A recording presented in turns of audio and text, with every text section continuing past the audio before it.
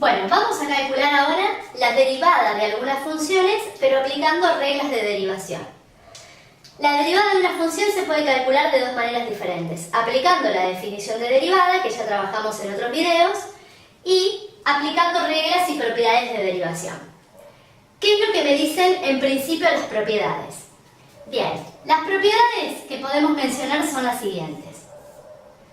Si yo tengo que derivar una suma o una resta de dos funciones, derivo una y le sumo o le resto, según corresponda, la derivada de la otra función. Esta propiedad lo único que me dice es que si yo tengo que derivar una suma o una resta de términos, voy a separar en términos y voy a derivar cada uno de esos términos. Segunda propiedad. Si tengo que derivar un producto, la propiedad me dice que la derivada de un producto es derivada del primero por el segundo sin derivar, más el primero como está por el segundo derivado. O sea que cada vez que tengamos una multiplicación, voy a tener que aplicar esa regla de derivación. Tercero, derivada de un cociente. Derivada del numerador por el segundo, que es el denominador, como está, menos el primero como está por el segundo derivado, todo sobre el segundo al cuadrado. Esas son tres de las propiedades más importantes. Podemos mencionar alguna otra, como por ejemplo, que si yo tengo que derivar una constante que multiplica una función, la constante la puedo dejar como está y derivar la función. Esto siempre y cuando k sea una constante, es decir, un valor numérico cualquiera. Bien, esas son las propiedades que podemos citar para las derivadas. Además, tenemos las reglas de derivación. ¿Qué es lo que me permiten analizar las reglas o qué es lo que me permiten hacer? Bueno, me permiten derivar aquellas funciones que denominamos estándar. Es decir, me dicen cuál es la derivada de una cierta lista de funciones. Por ejemplo, si la función es una constante, la derivada es igual a 0. Si la función es x, la derivada es igual a 1. Si la función es x a la n, su derivada es n por x a la n menos 1. O sea que, ¿qué significa eso? Que si yo tengo que derivar, por ejemplo, x elevada a la 9, su derivada va a ser 9 por x a la 9 menos 1, es decir, a la 8. Bueno, cuarta regla. La derivada de la función e a la x es la misma función.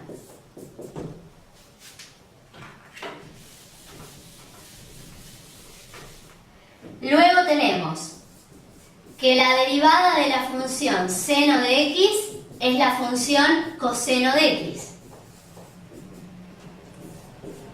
La derivada de la función coseno de x es la función menos seno de x. La derivada de la función logaritmo natural de x es 1 sobre x. Y la derivada de la función tangente de x es la función secante cuadrado de x. Bueno, esa es la lista de derivadas de las funciones más comunes. Obviamente hay algunas más. Si buscamos en un libro una tabla de derivadas, van a aparecer todas las restantes. Estas son las que más se utilizan y son las que vamos a tener que memorizar o recordar para poder calcular después la derivada por regla de cualquier otra función. Bien, supongamos entonces que quiero hacer una derivada por regla. Arranquemos con un ejemplo.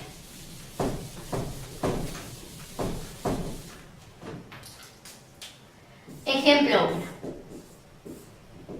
Vamos a arrancar por alguna fácil. Supongamos que la función es x a la 3 más 8. ¿Qué es lo primero que tengo que mirar cuando quiero hacer una derivada por regla? Analizar las propiedades. Es decir, ¿qué operación es la que voy a derivar? Si es una suma, si es una resta, si es un producto, si es una división. Por ahí arrancamos. En este caso tenemos una suma de términos. ¿Qué dijimos respecto a la suma de términos? Que cuando quiero derivar una suma o una resta, derivo cada uno de sus términos. Bien, por lo tanto voy a hacer la derivada de x a la 3 y la derivada de 8. ¿Cómo resuelvo la derivada de x a la 3? Bueno, esto sería una función de la forma x elevada a la n. Dijimos que cuando yo tengo x a la n, la función derivada es n, en este caso 3, por x a la n menos 1. Ya ahí tengo la derivada del primer término. Paso al segundo término. El segundo término es una constante, es un número solo. La derivada de una constante dijimos que es 0.